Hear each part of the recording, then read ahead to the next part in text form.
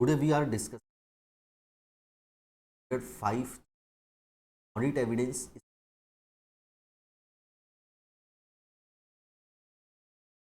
जैसे 500 में ऑडिटर को एक गाइडेंस दिया गया है कि 3 स्पेसिफिक आइटम के बारे में एविडेंस कैसे। First item is the inventory, second is the litigation claim and third one is the segment information. Inventory के बारे में ऑडिटर को दो चीज़ों के बारे में एविडेंस लेने, दो मैटर के बारे में। First is the existence and second is the condition. Existence and condition के बारे में एविडेंस हमें फिजिकल इंस्पेक्शन करके ही, फिजिकल वेरिफिकेशन करके ही एविडेंस मिल सकता है। सेकेंड, लिटिगेशन एंड क्लेम के बारे में जो लीगल केस पेंडिंग है वो उसके बारे में हमको कंप्लीटनेस के बारे में एविडेंस लेने हैं, और ये एविडेंस हमें बेसिकली डॉक्यूमेंट इंस्पेक्शन करके ही एविडेंस मिल सकता है। And third one is a segment information. Certain companies are required to present segment business wise financial reporting, that means balance sheet, PL. अगर आपके 2-3 बिजनेस है या अलग अलग जोग्राफिकल एरिया में बिजनेस है तो आपको एरिया वाइज या product wise profit loss balance sheet अपने नोट्स में प्रेजेंट करनी। तो उसमें ऑडिटर को एविडेंस लेना होगा कि मैनेजमेंट ने जो segment information, segment reporting present की है का डिस्क्लोजर और presentation as per applicable FRF है। For example accounting standard 7 provide the presentation, require the presentation के बारे में हमको एविडेंस जो कंपनी ने सेगमेंट रिपोर्ट तो एज पर AS 7। तो फर्स्ट आइटम में आते हैं जो सबसे इंपॉर्टेंट है इन्वेंट्री के लिए। इन्वेंट्री में टोटल अपन 5 केस पढ़ेंगे। नॉर्मली देखिए इन्वेंट्री के बारे में हमको एविडेंस लेना है कि इन्वेंट्री वाकई में एग्जिस्टेंस में है कि नहीं, एक्चुअल में इन्वेंट्री जो बुक्स में दिख रही है वही इन्वेंट्री, और उसकी कंडीशन के बारे में इन्वेंट्री एविडेंस लेना है कि वो प्रॉपर कंडीशन में रखी हुई है कि नहीं, कहीं वो डैमेज और की वैल्यू कम तो नहीं हो रही। इसके लिए हमें फिजिकल वेरिफिकेशन करना होगा। नॉर्मली हम physical verification at the end of the year, that means 31 मार्च में कर। हर कंपनी की सिस्टम होता है कि 31 मार्च को फिजिकल वेरिफिकेशन, जिस दिन मैनेजमेंट करेगी फिजिकल काउंटिंग उसी दिन ऑडिटर भी कोशिश करेगा कि वो अटेंड करे। ये ऑडिटर के लिए बहुत हेल्पफुल रहेगा। तो ऑडिटर फर्स्ट की बैलेंस शीट डेट में अटेंड कर ले। अगर वो नहीं कर पा रहा है तो सम अदर अल्टरनेटिव डेट में सेकेंड केस। अगर अल्टरनेटिव डेट में भी वो किसी रीजन की वजह से नहीं कर पा रहा है तो सम अदर अल्टरनेटिव डेट, ये थर्ड केस। फोर्थ केस की अगर इन्वेंट्री वेरिफिकेशन करना इनप्रैक्टिकेबल हो गया, impossible, auditor unable to attend. And the fifth case is inventory held या under the control of third party. यानी कंपनी की इन्वेंट्री किसी थर्ड पार्टी के कंट्रोल में है, लाइक कोल्ड स्टोरेज में रखी हुई, वेयर हाउस में रखी हुई, थर्ड पार्टी के वेयर हाउस। तो ऑडिटर कैसे एविडेंस। तो अपन आते हैं फर्स्ट केस में। बैलेंस शीट डेट में अगर ऑडिटर को फिजिकल इंस्पेक्शन करना है, फिजिकल वेरिफिकेशन, तो ऑडिटर को क्या क्या स्टेप फॉलो करने होंगे एविडेंस लेने के लिए कि वाकई में इन्वेंट्री प्रॉपर कंडीशन में और एग्जिस्टेंस में है कि नहीं, इसके बाद एविडेंस लेना। फर्स्ट ऑडिटर इवेल्यूट करेगा management instruction and procedure regarding the recording and controlling the result of entity physical counting process. Management ने कोई सिस्टम बनाया है क्या, मैनेजमेंट ने कोई प्रोसीजर लेट डाउन की है कि अपने एम्प्लॉय लोगों के लिए फिजिकल काउंटिंग करने के। ऑडिटर उसको अंडरस्टैंड करेगा, इवैल्यूएट करेगा वो सिस्टम सही है कि। फिर ऑडिटर ऑब्जर्व करेगा, जब कंपनी के एम्प्लॉय लोग काउंटिंग करेंगे ऑब्जर्व करेगा कि एम्प्लॉय लोग वही प्रोसीजर को एज इट इज़ फॉलो कर रहे हैं कि नहीं, जो मैनेजमेंट ने प्रोसीजर फर्स्ट पॉइंट में स्पेसिफाई की, इंस्ट्रक्शन जो दिए। थर्ड, ऑडिटर अब अपने डेज काउंटिंग करेगा इन्वेंट्री को। फोर्थ इज द इंस्पेक्शन करना इन्वेंट्री को कंडीशन चेक करने के लिए। और finally auditor shall perform the audit procedure over the entity final inventory record to determine whether they are accurately reflect the actual inventory count. यानी कि books में जो स्टॉक रजिस्टर में इन्वेंट्री दिख रही है वही वो इन्वेंट्री सेम है कि नहीं जो इन्वेंट्री फिजिकल काउंट के रिजल्ट में मिली। अगर ऑडिटर बैलेंस शीट डेट में अटेंड नहीं कर पा रहा है तो ऑडिटर को सम अदर अल्टरनेटिव डेट में अटेंड करना होगा और एविडेंस लेना होगा। एक एडिशनल चीज़ करनी होगी कि जो काउंटिंग डेट है लाइक 5 अप्रैल और जो बैलेंस शीट डेट है 31 मार्च, इस बीच में जो चेंज इन इन्वेंट्री हुई है, सेल परचेज, उसको प्रॉपरली रिकॉर्ड कर लिया गया है कि नहीं, यानी कि कंपनी का इन्वेंट्री रिकॉर्ड अपडेटेड है कि नहीं।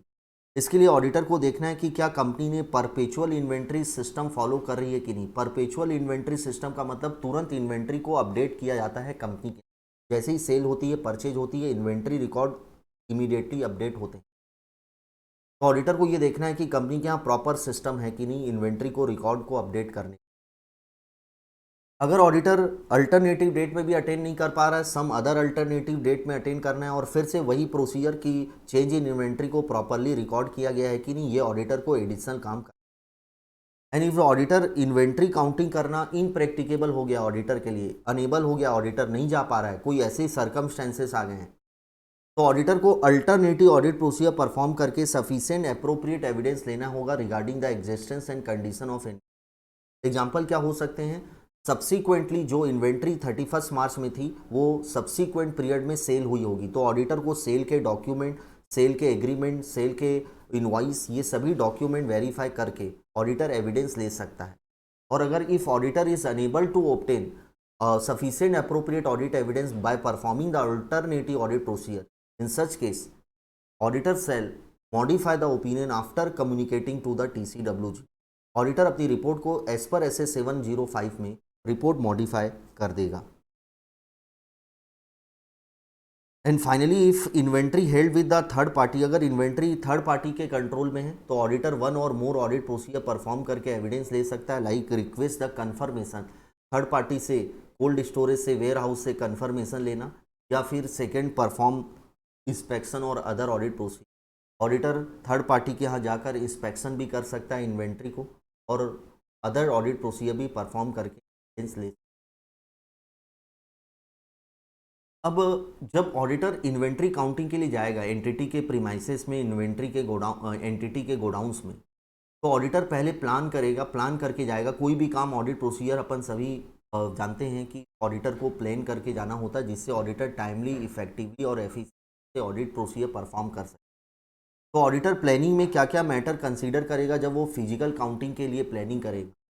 ऑडिटर देखेगा नेचर ऑफ इन्वेंट्री क्या है, stage of completion of process, work in progress कितना कंप्लीट हो चुका, आरएमएम कितना इन्वेंट्री में, इंटरनल कंट्रोल सिस्टम कैसा है इन्वेंट्री के रिस्क, क्या कंपनी के यहाँ प्रॉपर सिस्टम एंड प्रोसीजर बनाया गया है कि नहीं इन्वेंट्री काउंटिंग करने, टाइमिंग, इन्वेंट्री एंटिटी के यहाँ कब कब फिजिकल काउंटिंग होती है, ईयरली बेसिस पर, हाफ ईयरली, क्वार्टर, क्या एंटिटी के यहाँ परपेचुअल इन्वेंट्री रिकॉर्ड सिस्टम है, लोकेशन इन्वेंट्री किस किस लोकेशन में, अलग अलग किस किस एरिया में सिचुएटेड है, एंड वेदर क्या ऑडिटर को एक्सपर्ट की हेल्प लगेगी इन्वेंट्री को फिजिकल वेरिफिकेशन करते समय, क्या एक्सपर्ट की हेल्प की रिक्वायरमेंट है ये ऑडिटर। अब सेकेंड मैटर आता है लिटिगेशन क्लेम, जिसमें ऑडिटर को एविडेंस लेना है कंप्लीटनेस के बारे में, कंप्लीटनेस की मैनेजमेंट ने क्या सभी लिटिगेशन क्लेम आइडेंटिफाई कर लिए हैं एंड उसे अप्रोप्रिएटली फाइनेंशियल स्टेटमेंट में डिस्क्लोज या एडजस्ट अकाउंटिंग किया as per requirement of applicable FR. इसके लिए ऑडिटर 3 बेसिक प्रोसीजर परफॉर्म करेगा, जिसको अगर अपन चाहे तो 3 आई से याद कर सकते। पहला, इंक्वायरी करना मैनेजमेंट और अदर लोगों से कि भैया आप बताइए कि आपके अगेंस्ट में कौन कौन से लीगल केस पेंडिंग चल। Second is the auditor inspection कर सकता है मिनट्स बुक को। सेकेंड आई का मतलब inspection of minutes book of the TC, क्योंकि जितने भी लीगल केस होते हैं उसका डिस्कशन होता है बोर्ड मीटिंग में TCWG की। And third is the auditor inspection कर सकता है लीगल एक्सपेंस जो PL अकाउंट में चार्ज हुए होंगे, ऑडिटर उसको थोरोली डिटेल में चेक कर सकता है, उससे ऑडिटर को क्लू मिल सकता है कि कौन कौन से लीगल केस पेंडिंग चल रहे हैं। लेकिन अगर ऑडिटर को डाउट लग रहा है existence of risk of material miss statement regarding the litigation claim, auditor को लग रहा है कि मैनेजमेंट हमसे कुछ छुपा रही है, मैनेजमेंट कुछ लीगल केस डिस्क्लोज नहीं कर रही है, ऑडिटर को डाउट लग रहा है, तो ऑडिटर कंपनी के लीगल, एक्सटर्नल लीगल काउंसिल, जो कंपनी का एक्सटर्नल लीगल एडवाइजर होगा, जो एडवोकेट होगा, उससे डायरेक्टली कम्युनिकेट कर सकता है, उससे इंक्वायरी कर सकता है।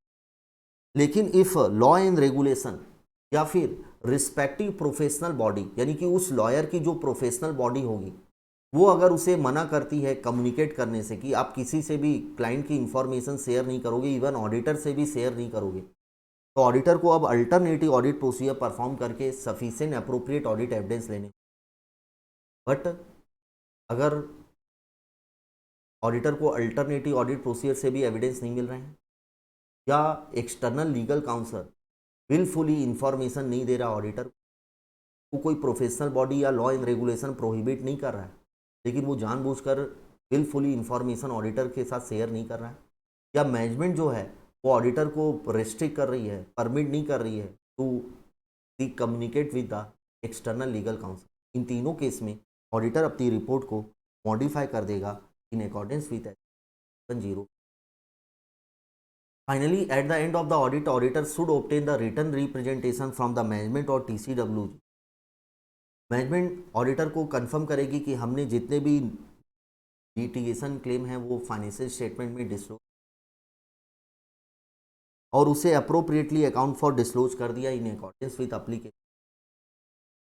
एंड थर्ड मैटर है सेगमेंट इंफॉर्मेशन. ऑडिटर को सफिशिएंट अप्रोप्रिएट एविडेंस लेना होगा कि मैनेजमेंट ने जो सेगमेंट रिपोर्टिंग करने के लिए जो मेथड यूज किया है वो मेथड से जो प्रेजेंटेशन डिस्क्लोजर होने चाहिए वो एज पर अप्लीकेबल एफआरएफ है. ऑडिटर को ये देखना है कि मेथड कंसिस्टेंटली फॉलो हो रहा है. मेथड का मतलब होता है कि कंपनी जो सेगमेंट रिपोर्टिंग है वो प्रोडक्ट वाइज भी बना सकती है. 3 प्रोडक्ट है, तीनों वाइज पीएल अकाउंट 3 प्रोडक्ट के अलग अलग, या फिर कंपनी बिजनेस वाइज बना सकती है, या जोग्राफिकल एरिया वाइज कंपनी अपने सेगमेंट रिपोर्टिंग प्रेजेंट कर सकती है. Whatever method should be consistent followed by the company. Auditor को देखना है कि प्रेजेंटेशन डिस्क्लोजर जो होंगे वो एज पर अप्लीकेबल एफआरएफ है कि, और इसके लिए ऑडिटर को 3 चीज़ें इवैल्यूएट करनी है, 4, जिसका शॉर्ट फॉर्म है ABC2. ए का मतलब है allocation of asset and cost among the segment. That means जितने भी सेगमेंट है, बिजनेस है, उसमें अगर कॉमन एसेट का एलोकेशन हुआ होगा वो सेपरेटली डिस्क्लोज होना चाहिए. कॉमन एक्सपेंस का एलोकेशन हुआ होगा सेपरेट. बी का मतलब है बिटवीन.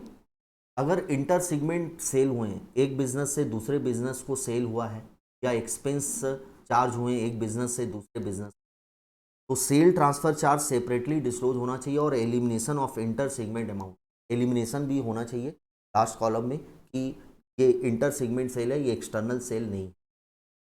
तो sale transfer between the segment separately disclose होना चाहिए along with elimination of inter segment. And C का मतलब कंसिस्टेंसी होना चाहिए मेथड में प्रायर पीरियड से, और अगर चेंज हुआ है मेथड तो उसका डिस्क्लोजर होना चाहिए. And last one is the comparison, यानी कि ऐसी इंफॉर्मेशन आपको देनी है जिससे कि यूजर कंपेयर कर सके रिजल्ट से या अदर एक्सपेक्टेड रिजल्ट से. फॉर एग्जांपल, आपको हर सेगमेंट का, हर बिजनेस वाइज जो आपने रिपोर्टिंग की है का प्रॉफिट, ऑपरेटिंग प्रॉफिट ज़रूर अलग से देना है, जिससे कि यूजर जीपी रेशियो कैलकुलेट कर सके और कंपेयर कर सके लास्ट ईयर से या बजट से. तो 4 बातें याद रखनी है. First is the allocation, second is the inter segment sale, between the segment के बीच में जो सेल हुई है. बी का मतलब, सी का मतलब कंसिस्टेंसी होना चाहिए मेथड, और सी का मतलब कि कंपेरिजन होना चाहिए. ऐसी इंफॉर्मेशन के बेसिस पर यूजर कंपेयर कर सके एंटिटी की फाइनेंशियल इंफॉर्मेशन.